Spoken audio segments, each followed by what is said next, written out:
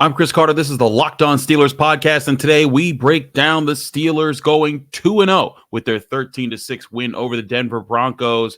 Defense looking legit again, but the offense with plenty of questions still after the second game. We'll talk about that. Justin Fields, Broderick Jones, and so many aspects of this game right here in the Locked On Steelers podcast. Let's get into it.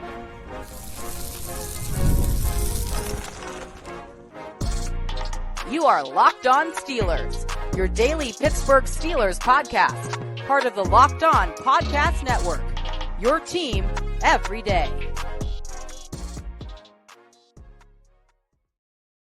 Hello, welcome to the Locked On Steelers podcast. I'm your host, Chris Carter, bringing you your daily dose of all things on the Pittsburgh Steelers. As always, you can find this show on your favorite podcasting app and on YouTube. Like this video if you enjoy it. Subscribe to this channel to get all of your daily Monday through Friday episodes as well as our bonus content. We thank you for making us your first listen every day because we're your team every day. And today's episode is brought to you by Game Time. Download the Game Time app, create an account, and use code LOCKEDONNFL for $20 off of your first purchase on Game Time. All right, Steelers fans, it's another victory Monday. The Steelers got another win, this time 13-6 over the Broncos. Very similar fashion to their 18-10 win over the Atlanta Falcons last week as well. On the road, facing an opponent, coming in with Justin Fields as starting quarterback, and the defense does everything it's supposed to do in this game. Not as many turnovers. They get 2 at the end of the day, but still, they got the job done when needed. And I'll get back to the defense in a bit, but we got to talk about this offense because that is the talking point in this town until we see any signs of progress. And I know there's going to be people saying, Chris, we got to talk about the officiating. I'll get there. Trust me. But we got to talk about this offense in this game because for a second game in a row, the Steelers won time of possession without scoring a whole lot of points. Now, I will say third down was not as good. 4 of 13 this game. I think they were close to 50% last game. Justin Fields comes in 13 of 20, 117 yards and a touchdown. Passer rating is a 97.3, no interceptions. Did have a bobbled snap, or I guess it was an early snap from Zach Frazier that kind of killed a third down play. But I ask of you, Steelers fans, and you can sit here and you can tweet at me. You can let me know in the comments section. What say you about Justin Fields? After 2 starts, the Steelers have been able to stay on script with the way they want to play in games like these. And they've been able to get wins.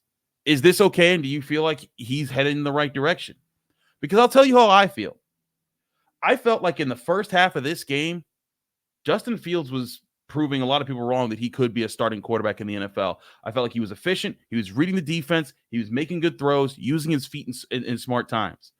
And then when things got knocked off of schedule, when things weren't all working in the second half, that went away. I am not saying that Justin Fields had a bad game. In fact, when we do our stars and skulls grades, I'm pretty sure I'm going to give him at least 1 star, maybe 2, because I felt like there were some plays that he should have had on his on his official stat line that were taken away for questionable calls at best. But at least he's getting a star for this game because I think he played pretty solidly in the spots he was asked to perform. He also threw over the middle, like we said. That was very much a last week. That's what they told him not to do it because of the Falcons personnel. This week they said go ahead and do it. I also thought it was interesting that several times he went after Patrick Surtain and it never came back to bite him. I really think Justin Fields is showing progress. He continues to show he can do more and more. There were also some really good throws in this game. Some really good understanding of when to get the ball out, play action, when to hit guys on corner routes behind the play action. Some deep balls that I thought were beautifully thrown. Some that weren't. He had some misses. But my look at this situation right now, as far as how Justin Fields is conducting this offense, unless Russell Wilson's coming in and it's just that much better, and you're confident that's going to be that much better, and that he can keep everyone, he can push things, down the field more consistently, and and hit those throws more. Justin Fields is making it harder for it to be an easy switch back. Now, as we stand right here today, I think if Russell Wilson turns around on Monday and says, Mike, I'm good to go, the doctors say, oh, Mike, he's good to go, Russell Wilson will be your starter in week 3 against the Chargers. But I do think that as Jerry Dulac of the Pittsburgh Post-Gazette reported, the Steelers plan to start Justin Fields the next 2 games. So that includes the Broncos game and then the Chargers game. If that turns out to be the reality, I think that this next game could be a game where if Justin Fields, the last 2 games, you've seen him on the precipice, you've seen him putting things together. If he steps up and he balls out in this next game against the Chargers, that could be that could change this conversation a little bit. But I feel like we've also been saying, hey, if this and if that about this offense. And the bottom line is you want to see them score. They did get in the end zone this game. Finally, someone threw a fade in the end zone to Darnell Washington. I don't know why it took this long. I mean, we know it was Matt Canada, but I don't know why it took this long, about why it took so long to get that man the ball. Because again, 6'7", can go up and get the football and has good hands. Throw it to him when you get in the red zone. You did it one time and it's a touchdown. He should be a machine at that this year. But all in all, when you look at how this offense was conducted, when either Najee Harris or Jaylen Warren ran the ball, they were averaging over 4 yards a pop. They were running the ball, moving the ball downfield. Najee Harris 17 carries, Jaylen Warren's 9 carries.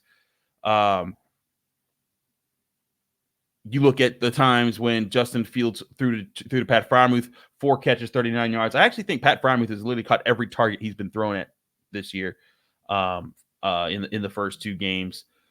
George Pickens officially 2 catches for 29 yards. Again, we'll get to the penalties in a little bit here because that's a big part of this game. But I do think you see in these first 2 games, the Steelers, they're sticking to a script. They're sticking to a schedule to try to help make it so that this defense can win.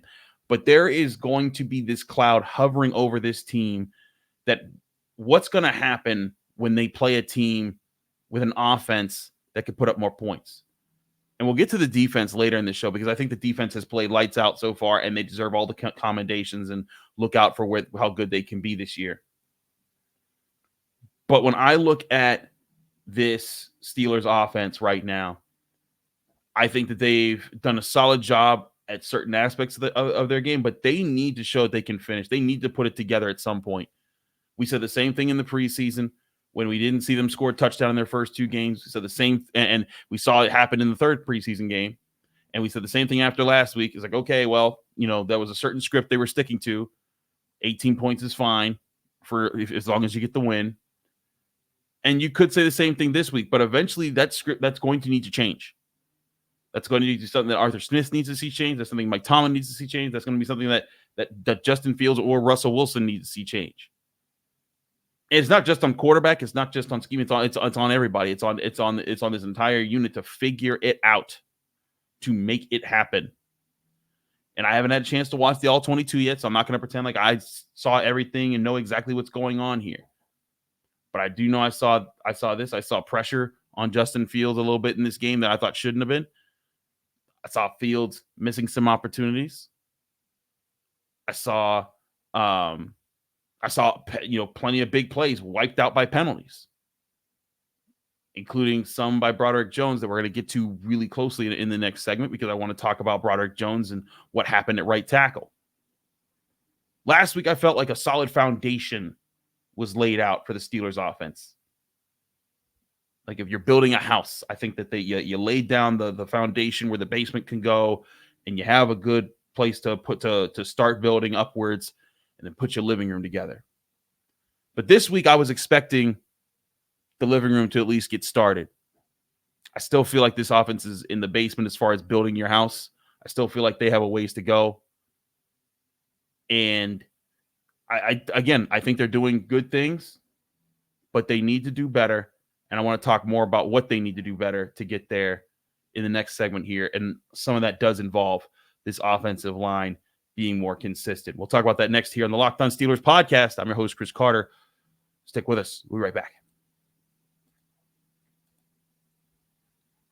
But first, I want to remind you, this show is brought to you by Prize Picks. Prize Picks is the easiest and most exciting way to play daily fantasy sports. Unlike other apps on Prize Picks, it's just you against the numbers. Instead of battling thousands of other players, including pros and sharks, you pick more or less on 2 to 6 players stat projections, and you can watch your winnings roll in. Prize Picks is the fun new daily fantasy game that everyone needs to start playing right now. Special deals right now allow you to win with Caleb Williams getting just 1 passing yard every week in September. That's right, boost your Prize Picks all this month with an automatic win each week by picking Bears rookie quarterback Caleb Williams to just gain more than 1 yard and you through the air, and you can stack your wins all month long. And now on Prize Picks, you can win up to 100 times your money with as little as making 4 correct picks. Prize Picks includes NFL, NBA, MLB, NHL, college sports, and so much more. Download the Prize Picks app and go to prizepicks.com to sign up today and play daily fantasy sports. That's prizepicks.com/LockedOnNFL and use code LockedOnNFL and you'll get $50 instantly when you play just $5. That's code LockedOnNFL to receive your $50 bonus for just playing $5. Prize Picks. Run your game.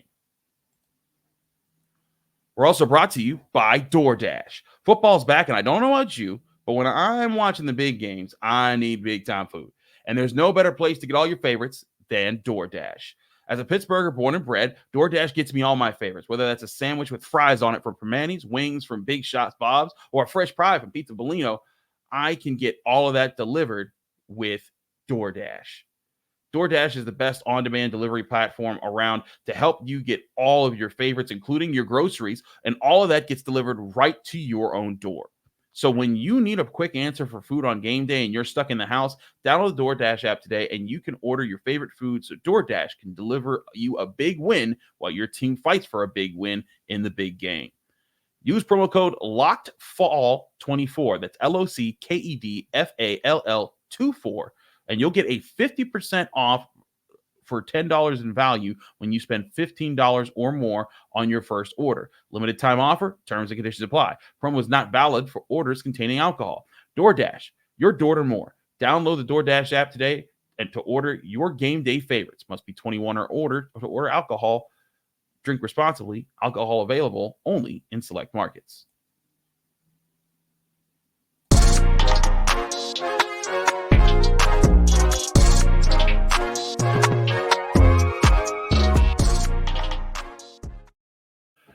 Back here in the Locked On Steelers podcast, I'm your host, Chris Carter. We continue our show here today. We're sticking with the offense for a little bit because that's going to be the story of this team until we see them take serious steps forward. But when you look at what happened in this game, let's talk about the officiating, and then we'll get to Broderick Jones. You look at several big plays impacted by calls. And look, there's sometimes that you make a mistake and it's on you. But in this game, there were at least 4 plays that I noted that were potential momentum swinging plays, or at least drives that were severely impacted by a call that I thought was meh. I'll start with the 51-yard completion to George Pickens that got erased by Broderick Jones called for his second holding penalty of the game. That play was huge. Took away 51 yards. Steelers would have been, I think, inside the 10 on that play. It's also the second week in a row where a bomb from Justin Fields to George Pickens has been taken away by a penalty. There was a 2nd and 1 run that Najee Harris had that was called on a holding play, called back for, stopped the drive there. There was a touchdown pass also to George Pickens where it was called a pick play, an illegal pick play, when Van Jefferson ran his route and the defender ran right into him, and he was called for breaking the rules. But even though Gene Steratore, the former head of NFL officiating, went on the CBS broadcast and was like, "No, that's a terrible call. He didn't initiate contact. That's on the defense. I wouldn't have called that." And then there was a 3rd down late in the game where Justin Fields completed a good pass to Calvin Austin. It would have been a 1st down, but it was called back for another holding penalty. And look, I'm not saying that the Steelers are perfect in how they block and that their offensive linemen never hold or anything like that. But I am saying I looked at some of those holds. I looked at them live, and then I looked at replays because I wanted to make sure that my eyes of review saw the same things that my eyes saw live. And I got to be honest, those are the same types of things that supposedly never happen when TJ Watt is rushing the quarterback. And when I say supposedly never happened, I say it that way because they absolutely do happen all the time. And like, look, if they called that on on blockers when they're protecting against TJ Watt, 4, 5, 6 times a game, I get it, because then you're sending a message that that's not how you want the NFL to be played. But in my opinion, especially the Broderick Jones and Dan Moore holds, I felt like those were very much within how the NFL has officiated holding calls and allowed football to be played for the past several years in this league. I really do believe that you look at how Broderick Jones' hands were in the frame. Yeah, he got a hold of some jersey, but guess what? If I pointed to every time that TJ Watt's jersey got pulled or tugged the way that Broderick Jones did on those plays, I think there'd be some first and 50s in the Steelers defense. And so I look at those situations and I just thought, man, like, it's very odd that they're choosing these times to make these calls in this situation, on top of, again, the pick play that I just thought was a terrible call in that situation. And you look back to last week and how it was a one-sided officiating in that game as well, and just a very, very, very interesting way how the Steelers have been dealt the cards. And, as far as, again, referees miss calls on occasion. That happens. It's part of football. But when they miss calls one way all game long, that I'm not saying that there's a job in there. It's just like, man, that's a lot of breaks to go in one direction for one team. But I think it speaks again to the fortitude of the team to stand up and get past all of them, because several of them I thought were bogus. And people say, oh, that's an undisciplined team. When you look at the penalties, and I'm like, look, some of those were undisciplined, like Broderick Jones jumping on a false start, undisciplined. There were something, but there were like 2 plays where Joey Porter Jr. was called for a defensive holding. And like, when you look back at the replay, he barely even bumped his guy. And meanwhile, like those wiped out penalties that were very obvious by the Broncos that would have killed those drives when those happened. And I just thought the timing of a lot of those was very bizarre.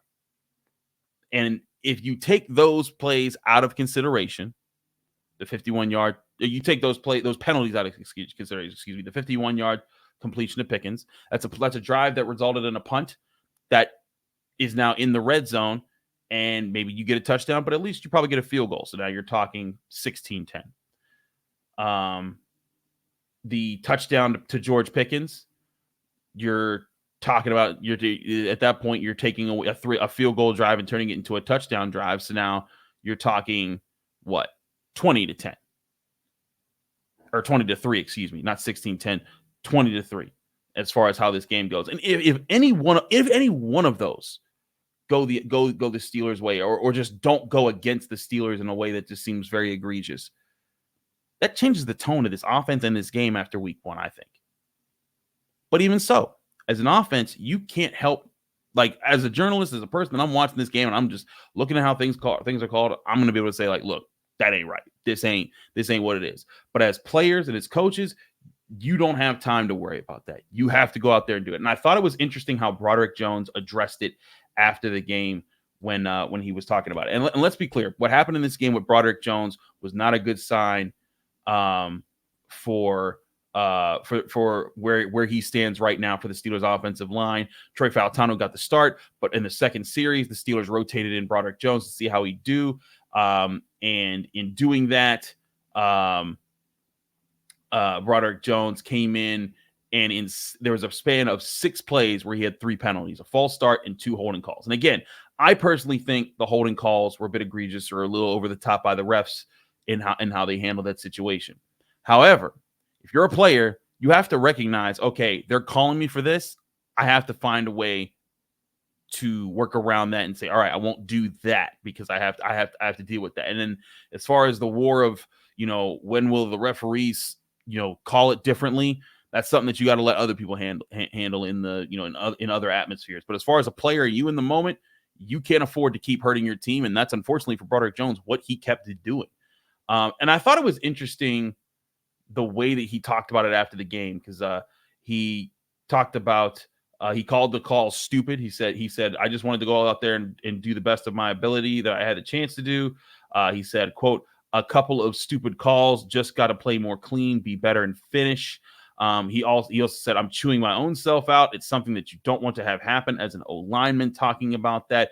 But he also said, that the defensive players were flopping. And so there was a mix there of accepting accountability, but also blaming others there. And again, it's different for someone that's not, I'm not calling any plays for the Steelers. I'm not, going out there and tackling anybody. So, as a viewer, as an objective viewer, I'm going to be like, okay, I think this was nonsense.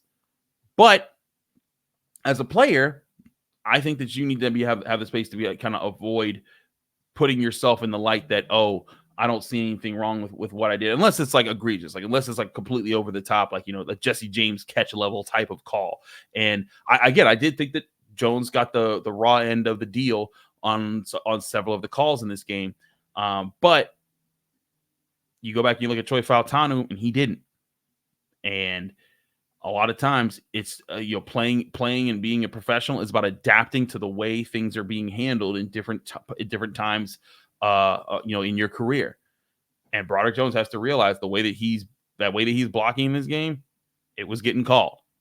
And that's why they pulled him. That's why Fautanu went in. And I have to look at Fautanu a lot closer than I have, but I thought he held up okay.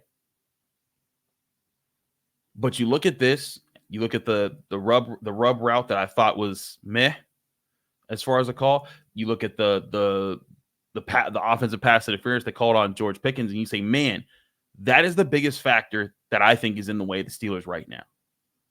And this is why I'm also not hanging it up on Fields and saying like, oh, these games where they needed 6 field goals, they only scored 13 points and 18 points. That's all on him. He doesn't have a chance of developing.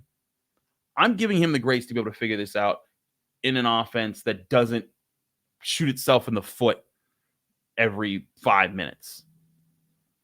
And if Justin Fields makes that work and eventually starts putting serious points on the board, then we'll have a different discussion. But right now, as it is, even with the calls, even with Broderick Jones, even with how things are working around him, I still think that Russell Wilson's the guy right now.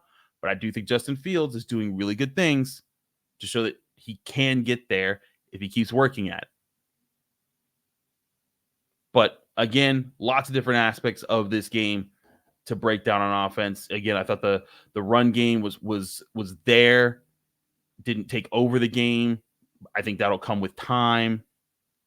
I thought they could have used Pat Freiermuth more in this game. Beforehand, I thought, oh, he'll get more targets. He got four targets, caught all 4 of them for 39 yards, but wasn't as involved in the offense as I thought he should have been. But again, I look at how the Steelers handled this game and how they're the fact that they are 2-0. They are finding ways to impact games on defense. They're finding ways to not lose games on offense. And that's what you do when you have that kind of a build of a team, that it's defensive dominance and how you build your roster and offensive hopefuls. So as far as how they handle this game, I think that if we're watching from beyond or from afar, you need to see this Steelers offense take off, because I don't think they're going to be able to play this way and beat the Chargers. Certainly won't be able to play this way and beat the Cowboys. I just don't think that's in the realm of possibility. They got to show the ability to put up points, and that's regardless of penalties, regardless of drop passes or whatever.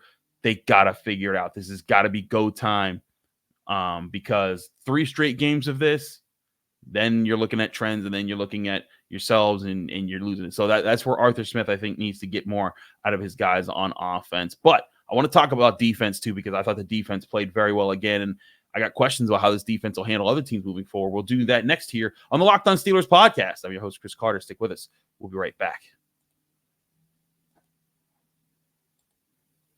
But first, I'll remind you, this show is brought to you by Game Time. Game Time is the app you need to download today to get to all your favorite music concerts, sporting events, comedy shows, everything near you. Game Time most likely has a way to get tickets for it. Game Time has a new feature called Game Time Picks that makes it getting tickets for all your favorite events, your favorite live events, even easier. Just go to Game Time Picks, and it filters out the fluff to show you only the incredible deals on great seats, so that you don't have to waste time searching through thousands of tickets. Right now, you can find a super deal right now for the Steelers home opener against the Chargers this Sunday. and get a lower bowl tickets for $214. Now, you might be thinking, oh, man, $214 is a lot. That's a great deal for lower bowl tickets. If you haven't been to Acrisure Stadium to see the Steelers take on opponents, you're going to want to be there for this one. The home openers are always special, and sitting in that lower bowl, you get to experience the full experience of being a Steelers fan. Don't miss out on that experience with Game Time. Download the Game Time app today, and they also have a Game Time guarantee. That means that you'll always get the best price. If you find tickets in the same section in a row for less somewhere else, Game Time will credit you 110% of the difference of those prices. Snag the tickets without the stress with Game Time. Download the Game Time app, create an account, and use code LOCKEDONNFL for $20 off your first purchase, or go to their website, gametime.co. Terms and conditions apply. Create an account and redeem code LOCKEDONNFL for $20 off. Download Game Time today. Last-minute tickets, lowest price, guaranteed.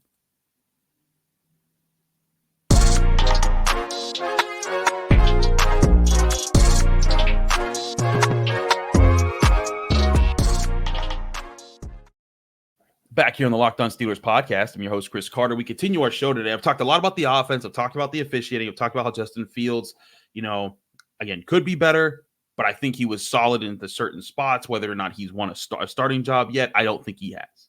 But let's talk about this defense, because that's someplace where I don't have to talk about mitigating or mince words or anything. This defense is playing pretty doggone good. They are kicking butt. There was one drive where the Broncos two drives where they moved the ball late in the game, where they were able to capitalize on, at least get some points, and they both came in the fourth quarter. There was another drive in the third quarter where they did move the ball and they threw an interception in the red zone. But you look at the communication on defense, and this is something that I'm really going to be looking for in the All-22.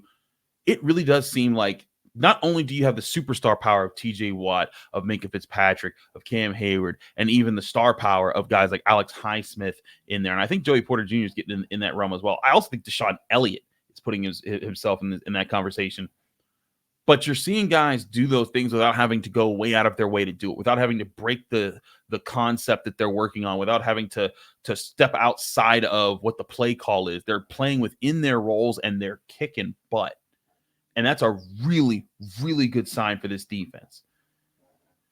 The drive charts for the Broncos for the first three quarters are punt, punt, punt, turnover on downs, punt, interception, punt.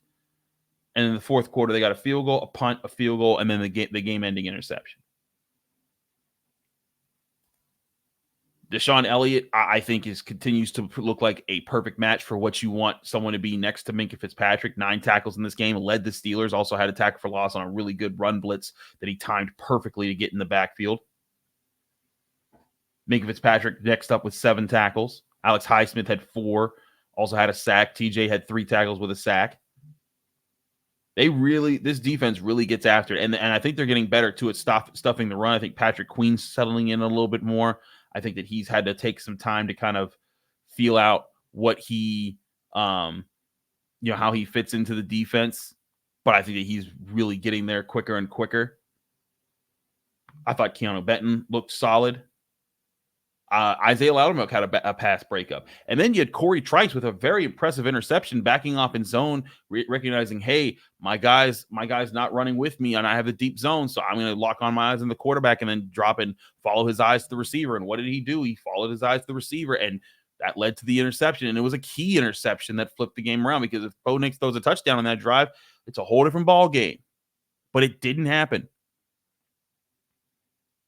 And a big part of that, I think, is communication. I really think the Steelers on defense, there are rare occasions where an assignment is lost. Like there was a play, I forget which receiver it was, but a play where a receiver lined up in the slot and had like an open lane, and I think it was just a simple miscommunication. I felt like that was the one time where there was a significant miscommunication on the part of the Steelers that led to a big play for the Broncos. But other than that, in general, I think the Steelers defense stayed on task. They stayed in the right spots. I think Terrell Austin did a heck of a job calling plays on defense. I think TJ Watt's still just a ridiculous player that is very hard to stop. And I put all these pieces together, and I think, man, again, they got the star power. They got the role players. I think they got the right calls. Now it's just putting it all together. So that's what I think will be the case with the Steelers defense this season. Now, I'll say this, just like we're talking about how the Steelers offense needs to be better, and when they play better opponents, they'll need to step it up. Steelers defense is going to play better opponents. Now, it's tough for me to say the defense has to play better because they allowed 6 points this week, 10 points last week. But offenses aren't going to be led by a guy named Bo Nix or a guy named Kirk Cousins soon. Justin Herbert's coming to town this upcoming weekend. And granted, the Chargers offense hasn't been like outstanding or anything so far, but it's still something probably better than what you've had to deal with. And then you got the Cowboys after that with one of the best quarterback wide receiver duos in the NFL. And then you're also going to have other teams coming. Eventually, the Chiefs are going to be in town on Christmas Day. The Eagles, the AFC North when you get them. You're going to have to face Aaron Rodgers. And granted, I don't know what the heck the Jets are right now, but you get my point. The Steelers are going to have to face some really good teams with much better offenses than what they faced. And it'll be interesting to see, can the defense win as much as they have in these first two games against those teams? And that's why I think it's very important for the Steelers offense to figure out what the heck is its actual problem from putting points on the board, because if the Steelers do possess the football and they put up points against those teams, that's how you combat those teams. That's how you become a real contender. But are the Steelers a real contender? I think they have the makings to be.